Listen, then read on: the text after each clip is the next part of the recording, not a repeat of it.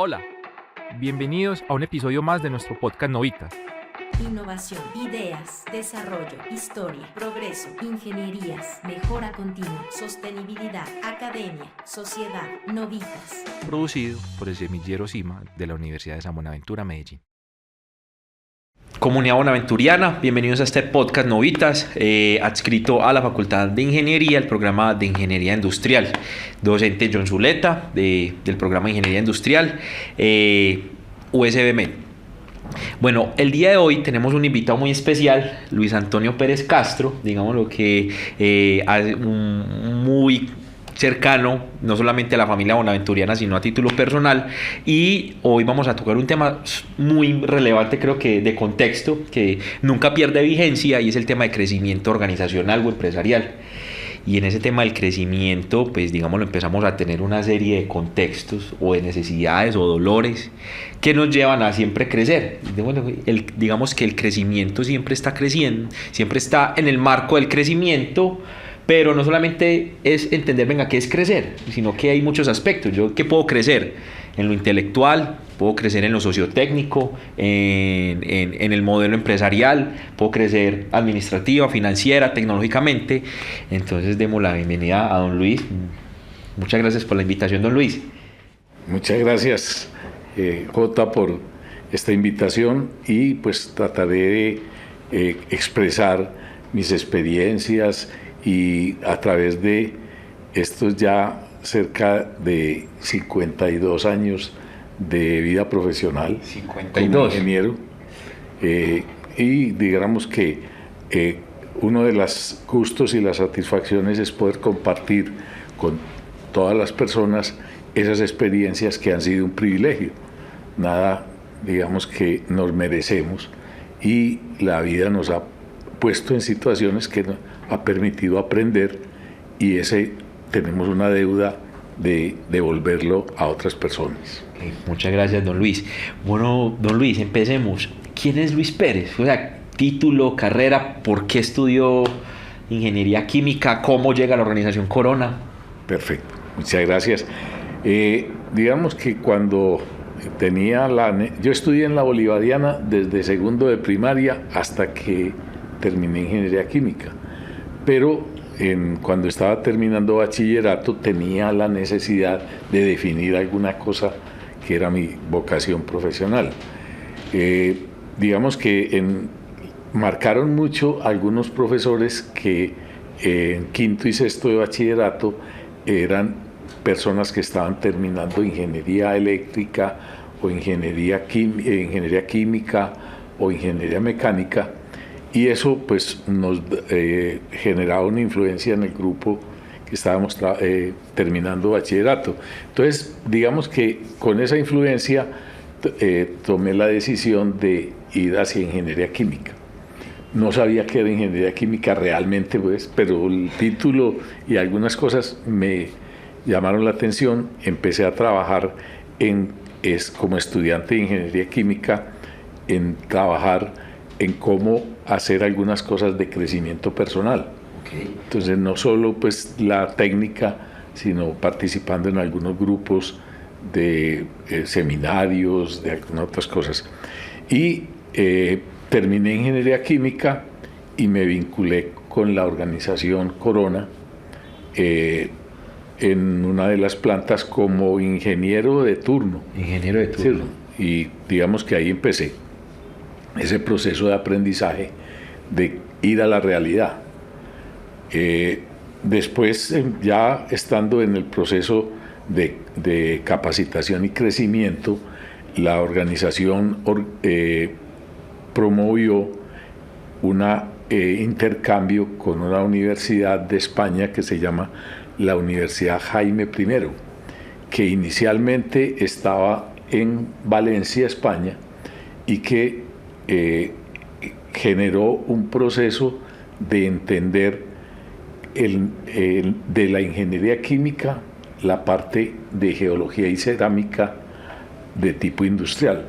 Y en ese momento Italia era el líder mundial en fabricación de cerámica, y España era un seguidor. la universidad cambió el concepto de que la cerámica fuera un arte por hacerlo que fuera una ingeniería de procesos, y empezaron a estudiar los procesos no desde el punto de vista artesanal y de diseño, en los cuales los italianos son maestros, sino desde el punto de vista del conocimiento, de la génesis, de la geología, de los materiales que se usan en cerámica, qué características tienen, y haciendo un proceso de innovación en ese sentido, en el que cómo entender una industria desde el punto de vista, y se hizo un clúster, se logró hacer un clúster entre la universidad, la industria y el gobierno, en impulsar en una zona que en España se llama Castellón de la Plana, donde en un área como Medellín hay 200 hornos de cerámica, y hay, digamos que 60, 70 empresas de cerámica fabricando baldosines, fabricando pisos, fabricando sanitarios, lavamanos, etc. Entonces, de ahí nació una iniciativa de que fuéramos allá a aprender de esa experiencia. De ahí entonces me formé como ingeniero ceramista, ¿cierto? Y seguí trabajando mucho en la parte técnica. Y digamos que de los 52 años de mi vida, yo estuve 25 años equivocado, y los últimos 25 años aprendí cómo era. Y fue porque inicialmente concebía la ingeniería y la gestión desde el punto de vista técnico. Entonces, la química, la cerámica, el diseño, toda la parte técnica. Y algo, pues siempre había tenido algún deseo de conocer algo del ser, de la motivación, de lo que hoy llaman habilidades blandas. Habilidades blandas. ¿Cierto? Entonces, ¿cómo desarrollar eso en las personas? Y entonces entré ante la necesidad y la posibilidad de pasar a la parte administrativa. Entonces hice una maestría en administración en EAFIT, y digamos que me dio la posibilidad de que la organización me nombrara como gerente de una de las empresas de la organización Corona. Pues, y entonces ahí tuve ya también posibilidad de ir hacia unos niveles de exigencia, pero también de oportunidades mayores. Y la organización Corona se ha distinguido por ir a la vanguardia de los sistemas de innovación y de gestión desde un principio, ¿cierto? Es una organización que en este momento tiene 142 años de existencia, y durante todo el tiempo ha estado buscando cómo gestionar desde el punto de vista técnico y desde el punto de vista administrativo y conceptual. Entonces, de ahí nace que cuando yo llegué a esa organización, en lo que estaba en ese momento en boga en el mundo era la administración por objetivos. Administración por objetivos. Y entonces empezamos a tener una formación en administración por objetivos. Pero habíamos encontrado también que ya la organización había hecho un cambio en su estructura, que inicialmente era de 5 hermanos que había comprado una empresa quebrada en 1936 en Caldas, y la habían empezado a sacar con las dificultades que tenía la industria en ese tiempo. No había electricidad general para la industria en Caldas, aquí nomás. Aquí en el área metropolitana. En el área metropolitana, ¿cierto? No habían sistemas generales de desarrollo ni de administración. Y dijéramos que una de las primeras experiencias que me llamó la atención es que me tocó como responsable de una persona que se jubilaba a los 55 años y tenía 43 años de estar vinculado a la organización.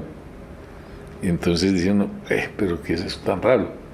Y es que en ese tiempo las leyes y la regulación de trabajo estaba tan poco desarrollada que las personas que esa persona había ido en Caldas a llevar el desayuno a uno de los trabajadores, él siempre que iba se ponía a paliar o a hacer alguna cosa por una característica de hiperactividad.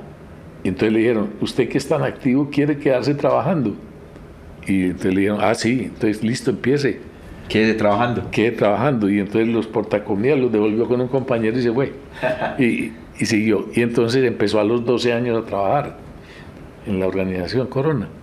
Y así pues fue eso. Pero entonces, después del desarrollo, que esas 5 hermanos lograron desarrollar la organización y ampliarla, entonces primero empezaron con Locería Colombiana en Caldas, haciendo platos. Junto a eso estaba una compañía de vidrios. Hicieron una escisión y la compañía de vidrios se vino a Envigado y se formó lo que es Peldar, ¿cierto? Que acabó pues hace muy poco de terminar su fábrica aquí en Peldar, en Envigado, y están en el proceso de urbanización de esa área. Y empezó a crecer hacia otros tipos de cerámica, además de la vajillería. Entonces, así había crecido la organización con una unidad familiar, pero ellos tuvieron la visión de que las empresas familiares tienen poca vida normalmente, entonces, porque en un principio tienen mucho el entusiasmo de crecer una empresa, pero después empieza a haber conflictos de intereses entre los familiares. Entonces ellos decidieron, con una asesoría holandesa, de hacer un protocolo de familia, y en ese protocolo de familia se generó el entregarle la administración de la organización a profesionales. Entonces empezaron a vincular ingenieros, psicólogos, abogados, y eso fue un proceso de innovación desde el punto de vista administrativo, que en la revista Harvard Business Review se sacó un artículo que lo llamaron "De los dones a los doctores". De los dones a los doctores. Y era ese proceso de entregar la administración de la organización de los dueños, quienes la habían desarrollado inicialmente, a profesionales de las distintas ramas de la ingeniería, de las distintas de las ciencias humanas, y generar entonces ya unos propósitos superiores de la organización. Entonces eso ya marca una situación de cómo mantenerse a la vanguardia de desarrollos, no solo de tipo de producto, muchas veces vemos la innovación como innovación de producto, sino innovación en la administración e innovación en el desarrollo de las personas. Don Luis. Y de las habilidades administrativas. Está muy interesante todo eso que dice en función de cuál es el don, que uno puede tener un don que lo tuvo la familia en su momento, esos 5 hermanos. ¿Qué hace que la organización Corona o cualquier organización se sostenga en el tiempo? Porque uno ve muchas personas muy orgullosas de trabajar en la organización. Incluso hay estudiantes de ingeniería industrial que están haciendo prácticas o trabajan en Girardota o en Caldas, en Locería, y ellos dicen, no, súper enganchados, y preguntan todo paso a paso, porque dicen, profe, yo quiero aprender porque eso mismo lo quiero implementar. Mi jefe me deja hacer eso en la empresa.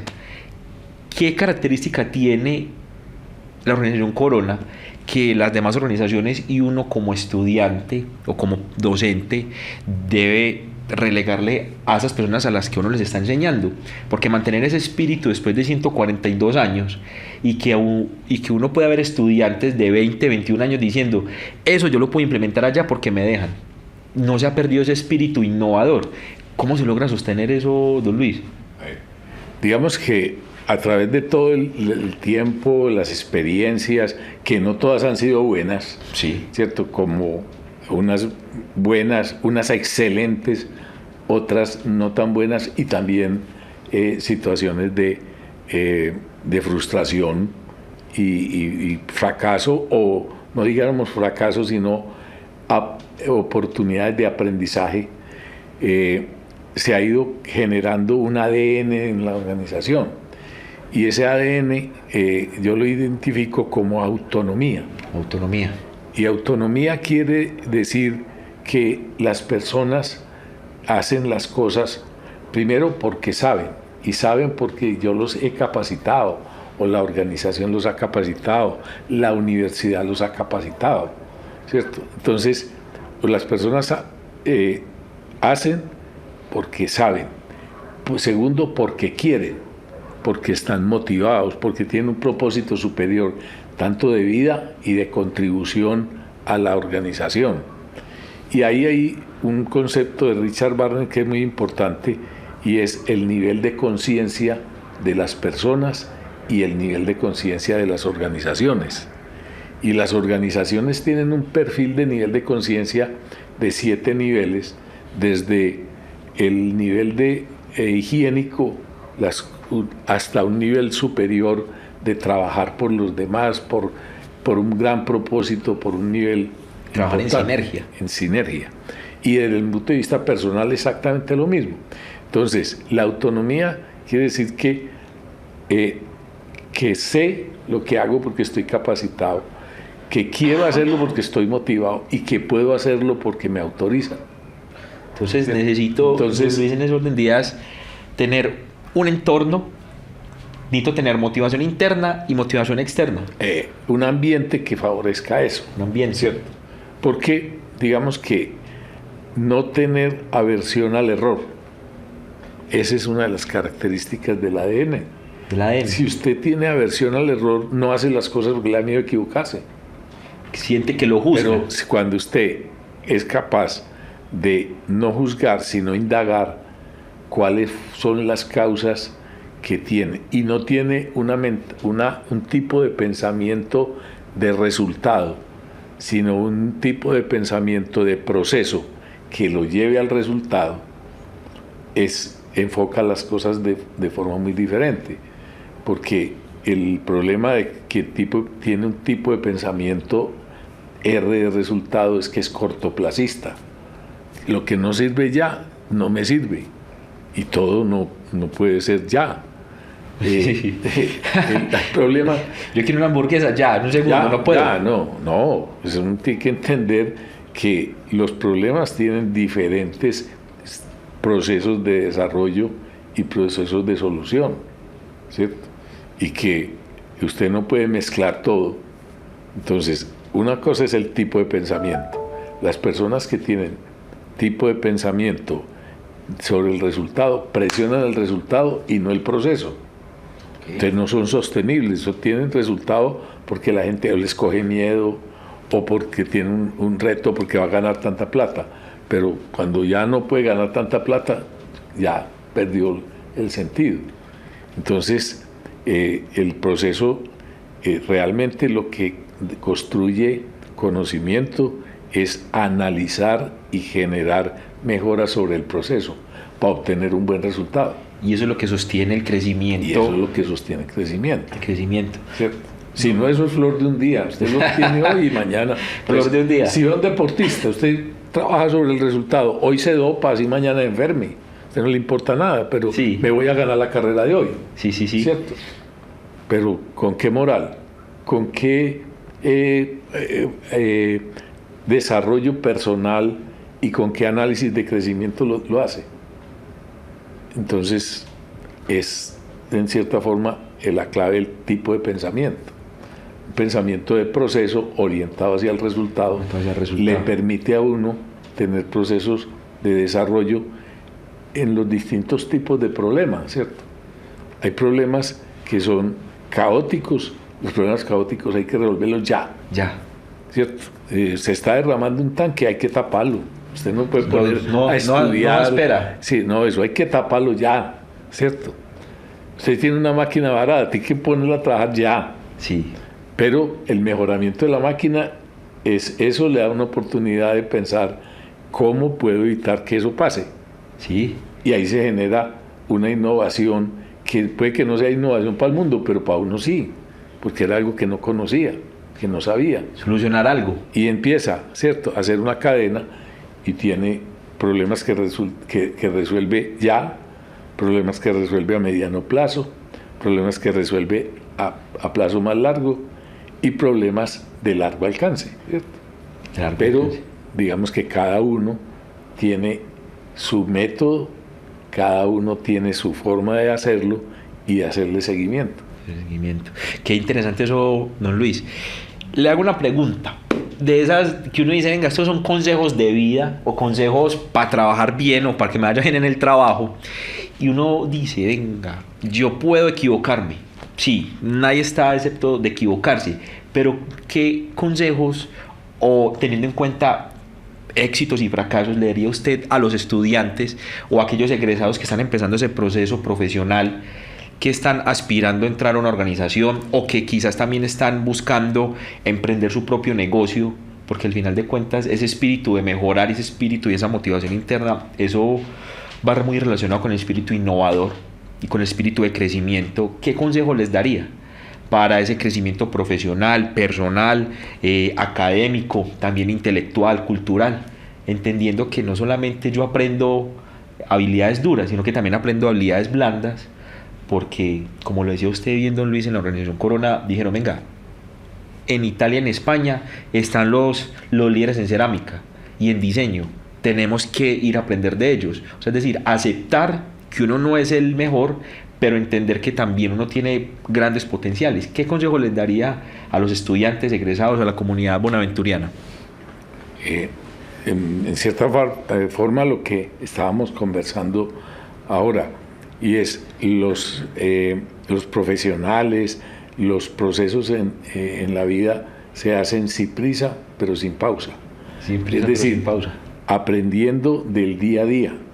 Y ahí es muy importante el que no quiera uno ser el gran profesional, el de la gran experiencia de una vez, sino entender que primero, de los japoneses hemos aprendido una cosa que es extraordinaria, y es: todo se hace paso a paso, ordenado, ¿cierto? Ellos, por ejemplo, nos representan, los japoneses, a los occidentales como que somos personas que estamos desesperados por hacer, y salimos muchas veces a hacer cosas sin programar, sin nada, porque no tengo es que hacer, ¿cierto? Entonces, y a diferencia de ellos que planean, programan, entonces yo realmente haga un plan de vida, pero un plan de vida real, ¿cierto? Es decir, consciente de que las cosas tienen un esfuerzo, un tiempo y un proceso, ¿cierto? Entonces, que los éxitos no se dan por generación espontánea, sino por un trabajo del día a día. Y ahí ahora estoy empezando a leer un libro de Goleman sobre la inteligencia emocional y el éxito profesional. Lo encontré en la feria del libro de la semana pasada, este fin de semana, y me acabo de llegar. Y lo primero en la introducción que encuentro es cómo él en psicología o en ese análisis aplica agilismo. Y entonces él, una de las cosas que dice es: preocúpese porque en el día usted tenga una satisfacción, y encontrar los días que quedó satisfecho por lo que hice, no en el que obtuve el gran triunfo, sino, hombre, hoy, y eso en agilismo se llama, ¿cómo? Se llama El sprint. El sprint, o se llama, ¿cómo es? Lo llamábamos antes victorias tempranas. Victorias tempranas. Pero ahora... el producto mínimo viable. El producto mínimo viable, ¿cierto? Entonces ya un día de satisfacción de que hice lo que me había propuesto es un producto mínimo viable que tengo que capitalizar para mi experiencia. Entonces, ¿qué hice bien hoy? ¿Qué no? ¿Y qué voy a hacer mañana?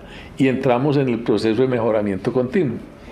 Y es hoy mejor que ayer, mañana mejor que hoy. Mañana mejor que hoy. Y es un reto personal, ¿cierto? Y es un reto empresarial, y es un reto... Y ahí es donde tiene, digamos, la esencia de la innovación.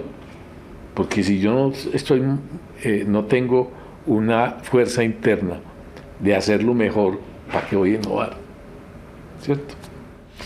Toda la razón, don Luis. Es decir, hay que tener un propósito. Hay que tener un propósito.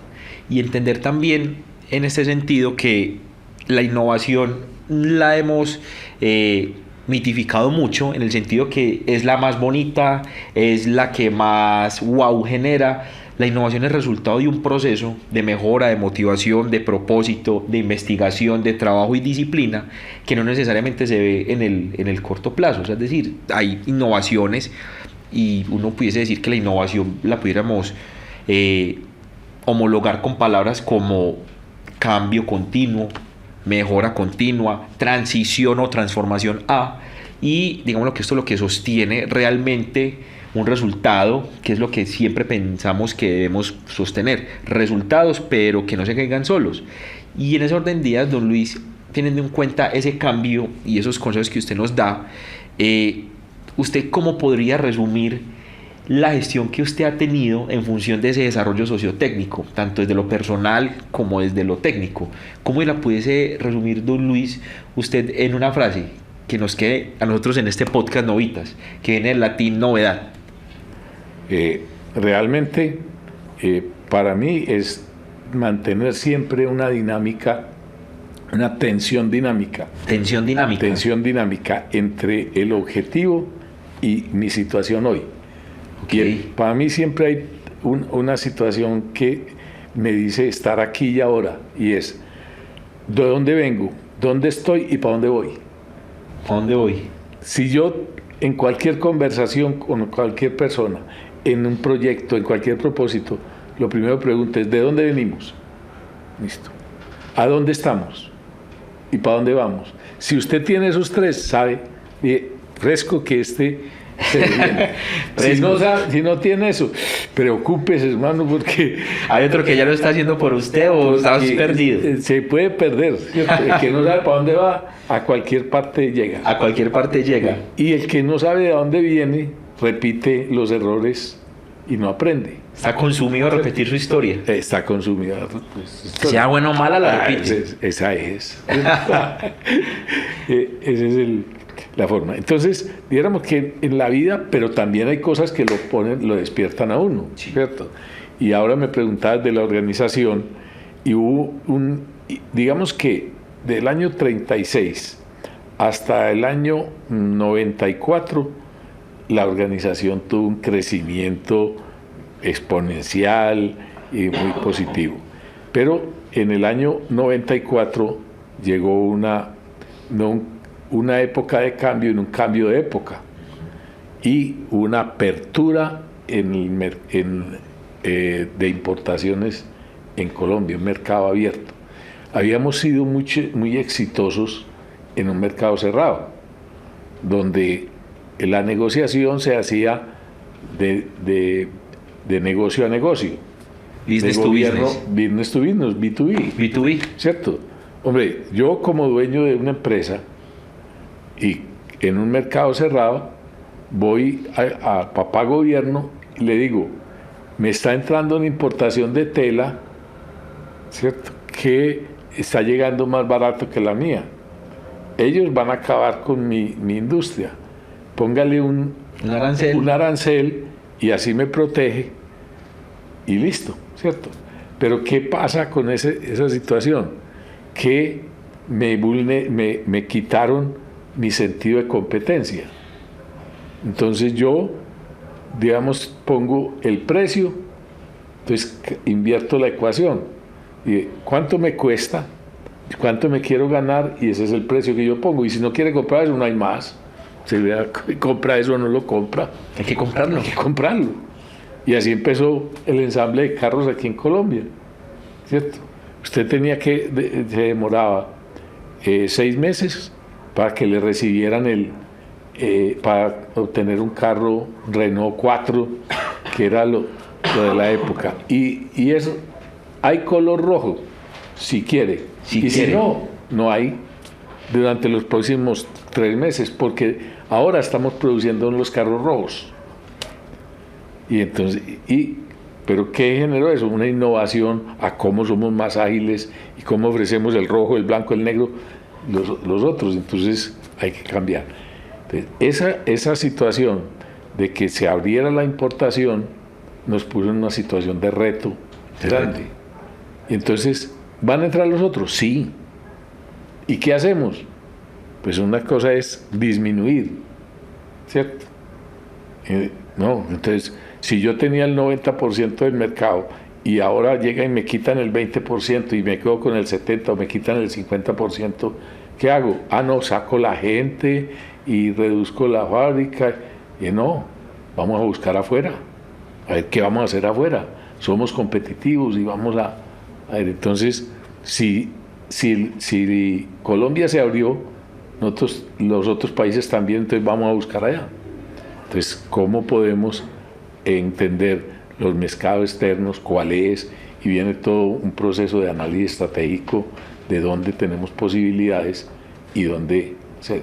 Y de esa manera, ya una organización que era netamente colombiana, en este momento tiene procesos de fabricación, adquisición en Estados Unidos, en México, en Nicaragua, y digamos que es ya una empresa del mundo y ha seguido creciendo, ¿sí?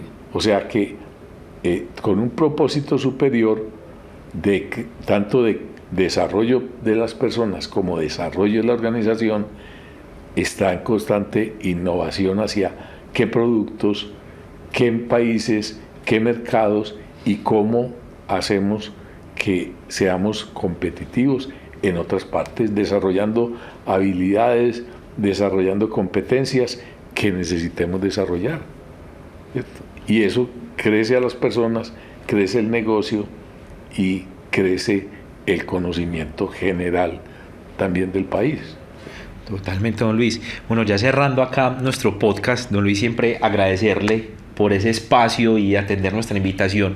Bueno, es que uno puede empezar a resumir como ese crecimiento en función de desarrolle personas, desarrolle esa capacidad de propósito, de orden superior, para que estas personas siempre estén motivadas, respete también, digámoslo, la manera de pensar diferente, que es lo que genera esa innovación, y esté abierto a esa tensión dinámica. Es decir, no se rehúse a entender que el mundo siempre está cambiando, como la persona que no quiere un Renault rojo, sino que quiere uno azul, y entienda que eso es una necesidad del mercado.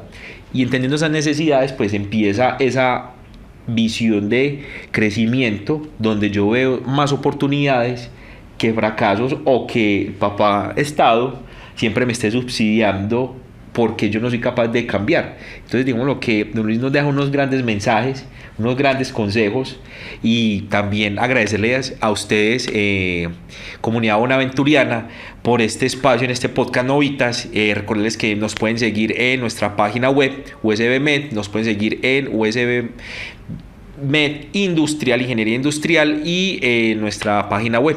Entonces, agradecerles a todos ustedes, la comunidad, y también agradecerles a don Luis por esta invitación. No, entonces a ustedes por tener la oportunidad de compartir estas experiencias de vida que realmente le dan a uno la satisfacción de devolver algo de lo que ha sido los privilegios personales o que la sociedad nos ha generado a todos. Bueno, muchas gracias. Hasta luego, novitas, que estén muy bien. Chao.